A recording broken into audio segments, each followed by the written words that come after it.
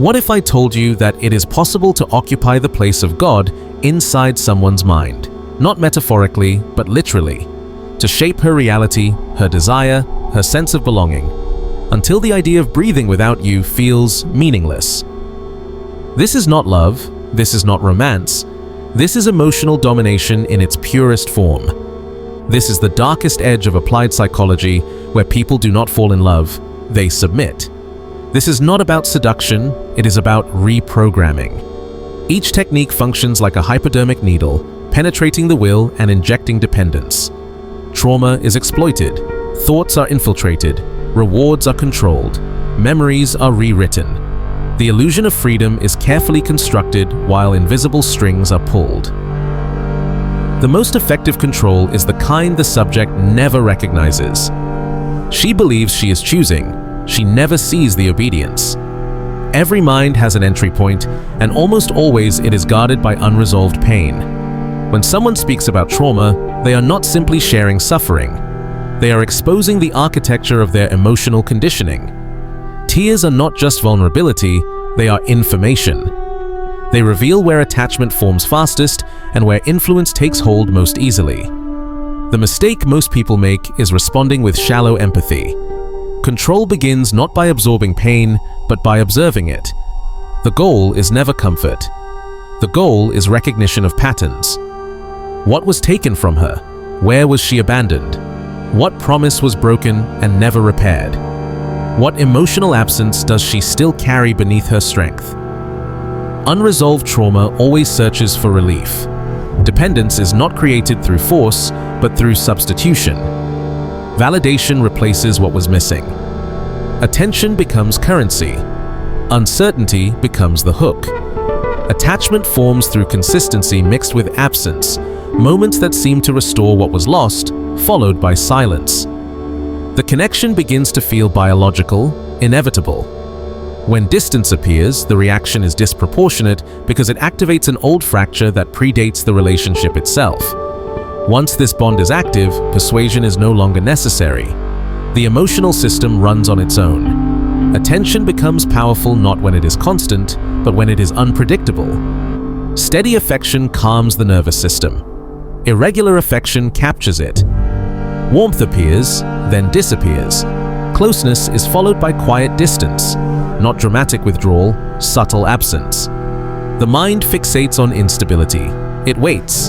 It anticipates. Moments of reassurance feel euphoric. Moments of distance feel destabilizing. Over time, emotional balance becomes tied to a single source. Relief replaces love. Dependence follows naturally. Eventually, attention is no longer enough. Validation becomes the true currency. Influence shifts from feelings to identity. Everyone has a core trait they need reflected back to feel real: intelligence, depth, resilience, uniqueness. When that trait is mirrored precisely, the bond intensifies. When that reflection becomes selective, identity begins to shake. Self-worth externalizes. Confidence becomes conditional.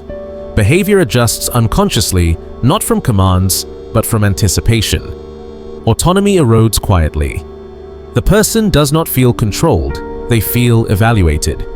And when that mirror disappears, the disorientation is profound. At this stage, silence becomes punishment. Warmth has already been known, so its absence registers as loss. No accusations are needed, no explanations are given. Tone flattens, presence cools. The mind turns inward, searching for error. When reassurance briefly returns, the relief is overwhelming. Fear of withdrawal replaces desire for intimacy. Compliance replaces connection. Once emotion is regulated and identity is dependent, beliefs begin to shift. Influence moves inward. Values reorganize themselves through suggestion, not pressure. New interpretations feel self-discovered, not imposed. Distance becomes depth. Absence becomes growth. Control is reframed as maturity. Pain gains meaning. Resistance feels immature. The internal voice stops questioning and starts defending. Finally, perception itself fractures. Two realities coexist: warmth and threat, intimacy and instability. The mind cannot reconcile them. Prolonged ambiguity exhausts the will more effectively than confrontation ever could. Affection is paired with withdrawal. Reassurance exists alongside uncertainty. Connection is offered while loss is implied. Clarity collapses.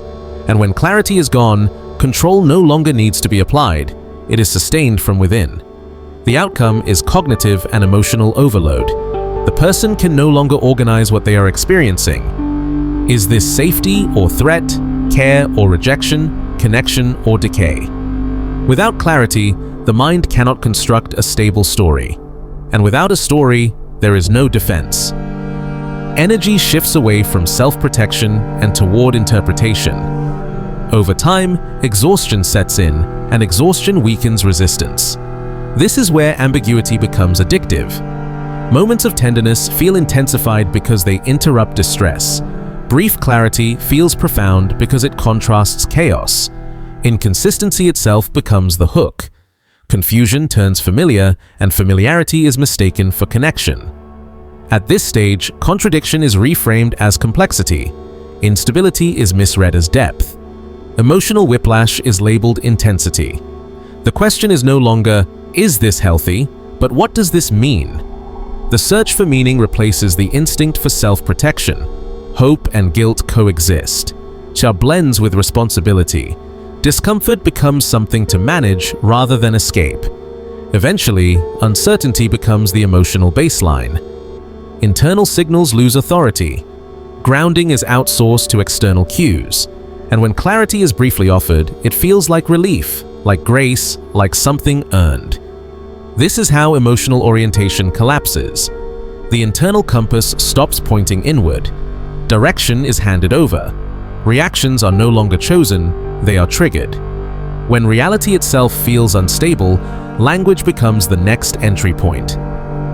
When meaning is fractured, words can be loaded, phrases charged, responses shaped automatically. Influence no longer requires effort, it becomes reflexive. The strongest restraints are invisible. They are not seen, they are heard. And the sound that activates them is not loud. It is a phrase, repeated with precision. Language becomes conditioning. A word placed at the right moment can reopen wounds, soothe anxiety, induce guilt, awaken desire, or shut down resistance. Speech is no longer used to communicate, but to program. Designed phrases, repeated phrases, emotionally charged phrases are delivered at moments of vulnerability, after intimacy, after conflict, after reconciliation. Over time, these words leave marks. The person begins repeating them internally, using them to justify pain, reinterpret reality, and rationalize harm. Language no longer describes experience, it defines it. Verbal triggers form. Certain tones, phrases, or words become linked to emotional shocks. When repeated, the body responds automatically. Fear, tension, anticipation arise without conscious thought. There are also reward phrases, words tied to relief and validation, given sparingly and withheld strategically. Their absence creates insecurity, their presence produces calm. Not because of meaning, but because of association. Conditioning takes hold quietly, over time, until the person begins defending the system themselves. Their inner dialogue is no longer their own. Identity becomes a script. Choice becomes reflex. As perception shifts, self-image weakens. What follows is not influence, but erosion. Identity begins to fragment. The individual is no longer stable, but anxious, disoriented, searching for certainty to prevent collapse. The question is no longer, what do you feel, but who are you really? Doubt is introduced gradually through remarks disguised as insight, concern, or observation. Small comments create small cracks. Over time, those cracks widen. Strength is praised one day and reframed as dysfunction the next. Authenticity becomes immaturity. Confidence becomes recklessness. The self is elevated, then quietly dismantled. Intuition begins to feel unreliable. Memory becomes questionable. Personal history is reinterpreted as a series of flaws only now being revealed. And once doubt takes root, the same voice that exposed it offers direction. The manipulator transforms into a guide. Identity is no longer self-directed, it becomes conditional. Growth is tied to approval. Independence is reframed as instability.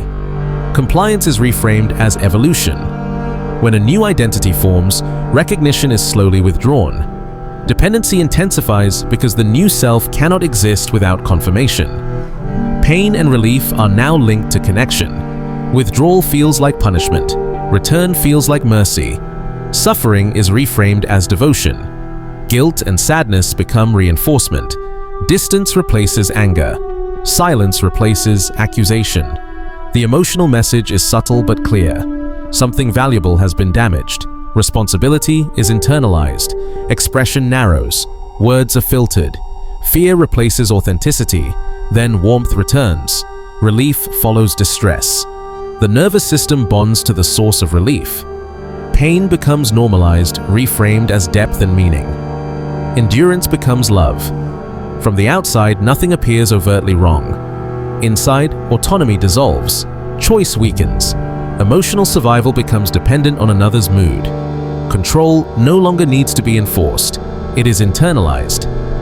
What remains is not domination, but an illusion of freedom, where every meaningful option has already been selected, and autonomy exists only in appearance. Every human mind needs to believe it is choosing. Even in deep emotional dependence, people cling to the idea that they still control their path. That belief is not a weakness, it is a psychological necessity. And precisely because it is necessary, it can be exploited. The most effective prison is never built with force, but with the illusion of freedom, where a person believes they could leave at any moment, yet never does. Not because they are restrained, but because every option feels self-chosen. This mechanism works by constructing an emotional environment where freedom appears intact while outcomes are quietly predetermined. Nothing is forbidden. Nothing is ordered. Only options are presented, and every option leads back to the same center. Independence is performed. The person is encouraged to speak, to disagree, to decide. They are told their autonomy is respected, that they are not being controlled. A language of freedom is carefully maintained, even though emotional responses have already been conditioned. When distance appears, warmth subtly recedes. When resistance surfaces, sadness replaces confrontation. When anger is expressed, it is reframed as guilt. When space is requested, understanding is shown, while validation quietly fades. Nothing appears aggressive. From the outside, the dynamic looks calm, mature, even healthy. There are no rules, no threats, no visible pressure, only reactions. But those reactions are not spontaneous. They are calibrated. Each emotional response carries a cost. Inside the person's mind, every attempt at independence begins to feel expensive. Distance feels heavy. Autonomy feels lonely. Assertion carries emotional consequence. Gradually, proximity becomes comfort. Silence becomes anxiety. Obedience forms without instruction. Staying feels easier than leaving. False exits are introduced. Leaving becomes associated with loss, confusion, emptiness.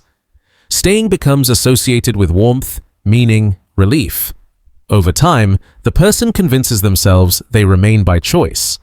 They say they stay because they want to, because it feels real, because it feels deep.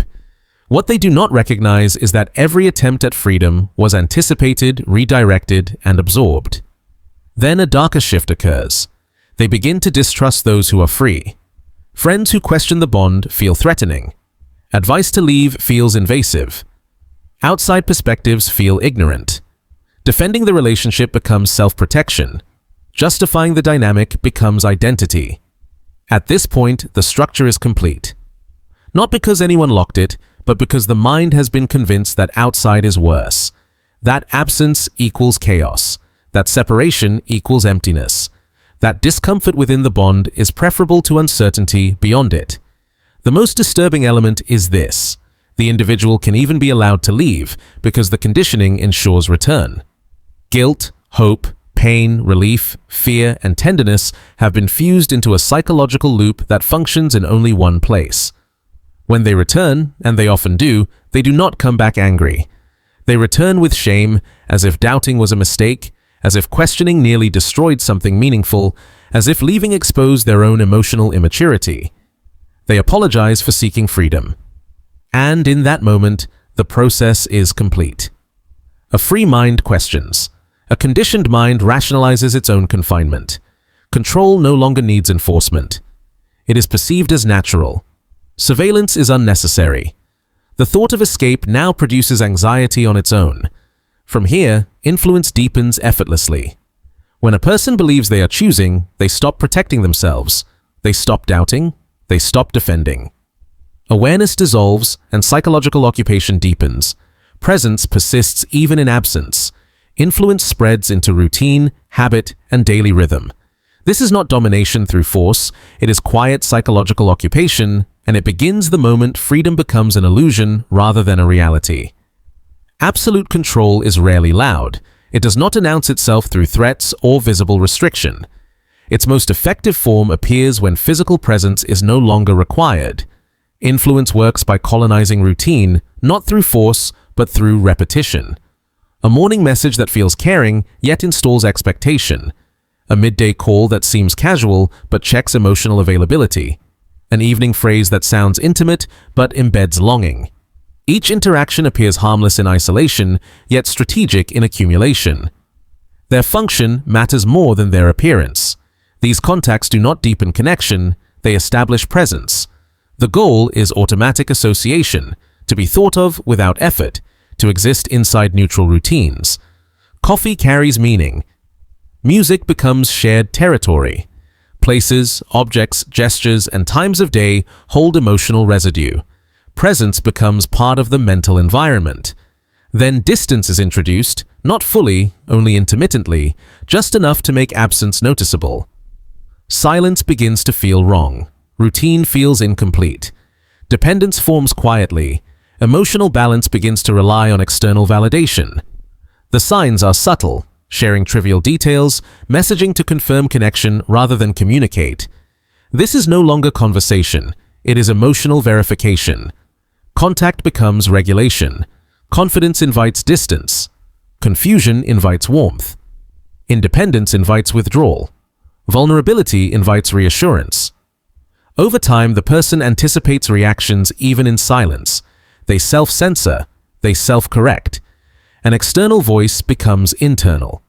The most alarming shift occurs when influence is no longer required because the person manages themselves. Attempts at independence do not provoke conflict, they provoke silence. And silence, after conditioning, is destabilizing. Daily life feels hollow without validation. Emotional privacy dissolves. Even absence feels present. Influence functions like a second consciousness, not because someone is actively controlling, but because the internal compass has been replaced. Once routine is colonized, memory becomes vulnerable. Under prolonged emotional pressure, past experiences lose stability. Events are reinterpreted. Certainty erodes, doubt replaces recollection. When a person begins questioning their own memories, they seek an external authority to explain who they were and what truly happened. This is one of the most destructive phases of psychological abuse because it creates dependence not just for emotional safety, but for identity itself. This is not love, it is not intimacy, it is conditioning through emotional saturation followed by withdrawal. Its danger lies in invisibility to the person inside it and often to those observing from outside. Recognition is the first line of protection. There is a form of domination quieter than any scream and more destructive than any threat, making a person stop trusting their own past. This does not attack memory directly. It corrodes confidence in memory itself. The moments most often targeted are moments of clarity, independence, boundary setting, and truth. They are revisited later, not with accusation, but with reinterpretation. Not you were right, but you misunderstood. Not you protected yourself, but you were emotional. Not you were strong, but you were immature. Repeated calmly over time, certainty collapses. What once felt solid becomes unstable. And when someone can no longer trust their own memories, they become dependent on an external narrator. At that stage, the controlling figure is no longer a partner or guide, but the editor of history itself. Words that were once spoken are denied. promises are revised, harm is minimized, cruelty is reframed, and because doubt has already been planted, this revised version is often accepted. Memory, once a source of grounding, becomes a source of confusion. The past no longer protects, it traps. This creates retroactive power, control not only over the present, but over the meaning of everything that came before. As the mechanism deepens, even positive experiences are rewritten. Ordinary moments are exaggerated. Connection is inflated. The relationship is remembered as unique, sacred, irreplaceable. The past turns into mythology, and mythology binds more tightly than truth. This is not disagreement or perspective. It is memory destabilization, a core mechanism of severe psychological abuse. When a person can no longer trust their own history, they lose the ability to orient themselves in reality. And when reality becomes negotiable, control becomes invisible.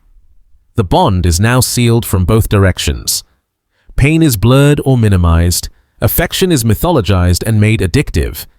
Distance no longer feels clean. Leaving feels like loss, confusion, betrayal of something special. The individual becomes trapped in a maze of altered memories where the only apparent exit seems to be returning again and again to the same source.